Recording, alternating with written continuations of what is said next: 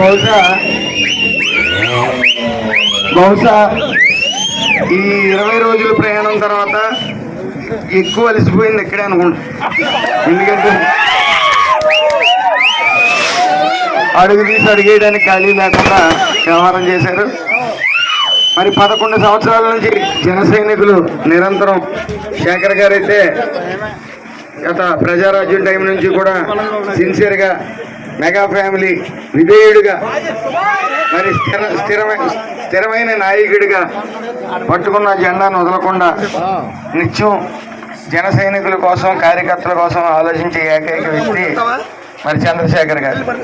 అది మీరందరూ గుర్తించాలి. ఎందుకంటే ఆ రోజు ఆయనకి ఒక సీటు ప్రయత్నించినప్పటికీ రాకపోయినా ఒకటే మాట అన్నాడు, నాకు సీటు రాకపోయినా పర్లేదు, నా కార్యకర్తలకి రాబోయే స్థానిక రిజర్వేషన్లు 50% కావాలని ఆయన కార్యకర్తల కోసమే పోరాడారు తప్ప వేరే ఏమీ కాదు. అలాగే జన సైనికులందరూ కూడా నిరంతరం కేవలం పవన్ కళ్యాణ్ గారు మాటే శాసనంగా తిరిగారు ఈ 11 సంవత్సరాలని.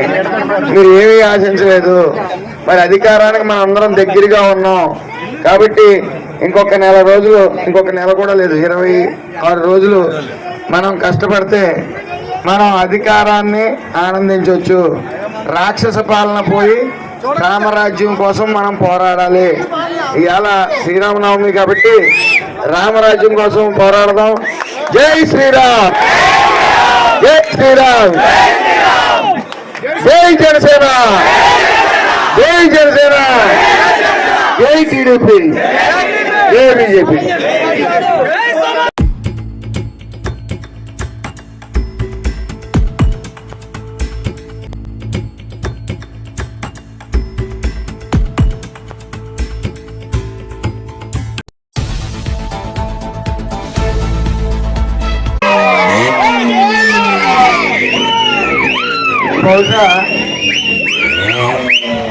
బహుశా ఈ 20 రోజుల ప్రయాణం తర్వాత ఎక్కువ అలసిపోయింది ఇక్కడే అనుకుంటా.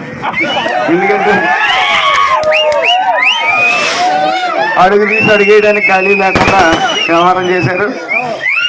మరి 11 సంవత్సరాల నుంచి జన సైనికులు నిరంతరం శేఖర్ గారు అయితే గత ప్రజారాజ్యం టైం నుంచి కూడా సిన్సియర్గా మెగా ఫ్యామిలీ విధేయుడిగా మరి స్థిరమైన నాయకుడిగా పట్టుకున్న జెండాను వదలకుండా నిత్యం జన సైనికుల కోసం కార్యకర్తల కోసం ఆలోచించే ఏకైక వ్యక్తి మరి చంద్రశేఖర్ గారు.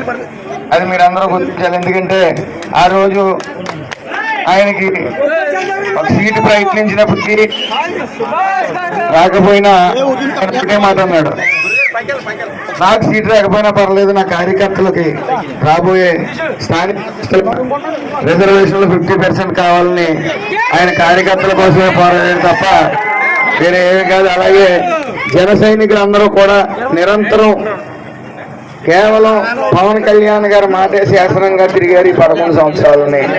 మీరు ఏమీ ఆశించలేదు. మరి అధికారానికి మనం అందరం దగ్గరగా ఉన్నాం కాబట్టి ఇంకొక నెల కూడా లేదు, 26 రోజులు మనం కష్టపడితే మనం అధికారాన్ని ఆనందించవచ్చు. రాక్షస పాలన పోయి రామరాజ్యం కోసం మనం పోరాడాలి. ఇవాళ శ్రీరామనవమి కాబట్టి రామరాజ్యం కోసం పోరాడదాం.